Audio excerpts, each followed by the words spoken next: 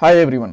React series के इस part के अंदर हम लोग एपीआईज के बारे में बात करने वाले हैं। देखो, नेक्स्ट वाले पार्ट से मैं आपको ये बताऊंगा कि कैसे आप लोग रिएक्ट जेएस के साथ में एपीआईज को इंटीग्रेट कर सकते हो, कैसे डाटा फेच कर सकते हो, कैसे डाटा को भेज सकते हो और भी बहुत सारी चीजें। बट उससे पहले आपको एपीआईज के बारे में पता होना चाहिए कि जैसे कि एपीआईज होती क्या है, क्यों इनकी जरूरत पड़ती है, किस टाइप का इसके अंदर डाटा होता है, सब कुछ जो कि इस पार्ट के अंदर आपको पता चल जाएगा। ऑलराइट, ये हमारे रिएक्ट जेएस 19 की प्लेलिस्ट है हिंदी में, जो आपकी डेफिनेटली हेल्प करने वाली है रिएक्ट जेएस की जॉब, प्रोजेक्ट, इंटरव्यूज में। सो पूरी प्लेलिस्ट देखना, लिंक आपको डिस्क्रिप्शन बॉक्स में मिल जाएगा।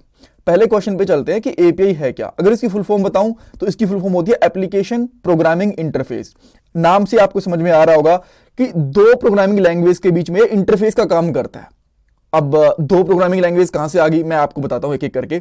सबसे पहले आप लोग ये समझो कि जब भी हम लोग प्रोजेक्ट्स बनाते हैं ना, चाहे वो किसी भी प्रोग्रामिंग लैंग्वेज के अंदर बने, किसी भी प्लेटफॉर्म के ऊपर बने। प्लेटफॉर्म का मतलब है चाहे वो वेब के लिए बने, चाहे वो मोबाइल के लिए बने, चाहे वो विंडोज मैक के लिए, किसी भी चीज के लिए बने, तो आपको डेटाबेस की जरूरत होती ही होती है।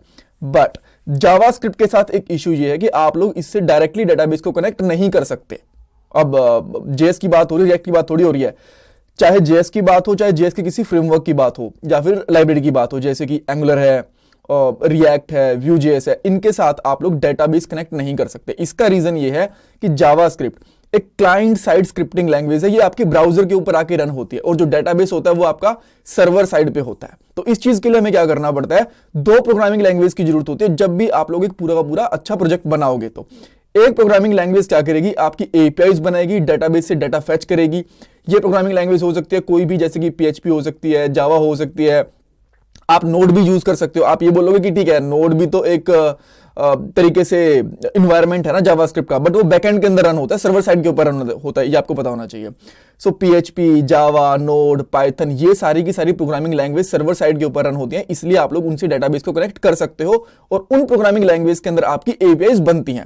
देन जो आपकी एपीआईज बनती हैं वो एक जेसन डाटा होता है। जेसन कैसा होता है मैं अभी आपको दिखा दूंगा।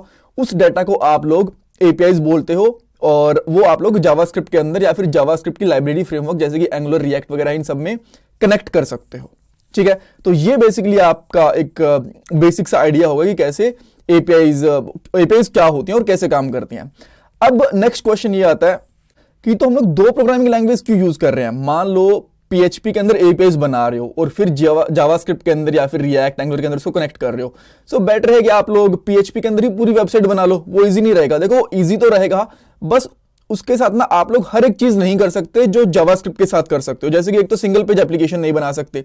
सेकंड चीज क्या होता है, जब आप एक एपीआई बनाते हो ना, तो सेम एपीआई, जो सेम डाटा होता है ना आपका एपीआई से निकलता है, वो सेम आप लोग मोबाइल एप्लीकेशन के अंदर भी यूज कर सकते हो, वेब के अंदर भी यूज कर सकते हो, विंडोज के अंदर भी। यानी कि एक बार आपने एपीआई बना दी, उसको किसी भी प्लेटफॉर्म के साथ आप लोग कनेक्ट कर सकते हो। आपने कभी कभी देखा होगा ना, जब आप लोग कोई टिकट बुक करते हो, चाहे वो रेलवे की या फिर एरोप्लेन की, या फिर आप कह सकते हो मूवी टिकट ही बुक क्यों ना करते हो, इस केस के अंदर सिंपली क्या होता है, आप चाहे वेब से टिकट बुक कर लो, चाहे मोबाइल से कर लो, चाहे किसी विंडोज की या फिर मैक की जो सॉफ्टवेयर होता है उससे कर लो, एक ही जगह की टिकट बुक होंगी और उसके अंदर कभी भी कुछ ऐसा नहीं होता कि सेम टिकट दो लोगों के लिए बुक हो गई। रीजन इसका ये रहता है कि डेटाबेस सेम रहता है, एपीआईज सेम रहती हैं। एक बार आपने एपीआई बना ली, सेम एपीआई को आप लोग वेब एप्लीकेशन में, मोबाइल एप्लीकेशन में, विंडोज, वेब, लिनक्स कहीं पे भी कनेक्ट कर सकते हो।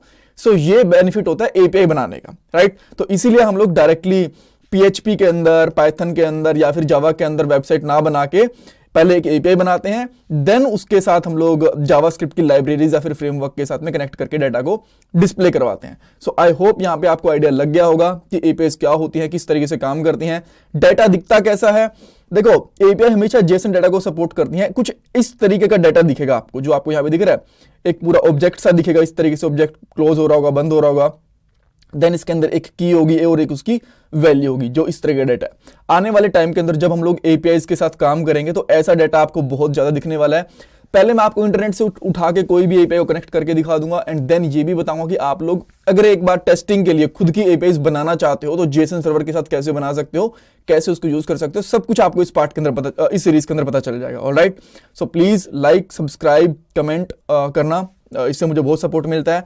और ये मेरा पेटीएम और जीपी का डोनेशन नंबर, अगर आप लोग डोनेशन करना चाहते हो। Thanks guys, thank you so much.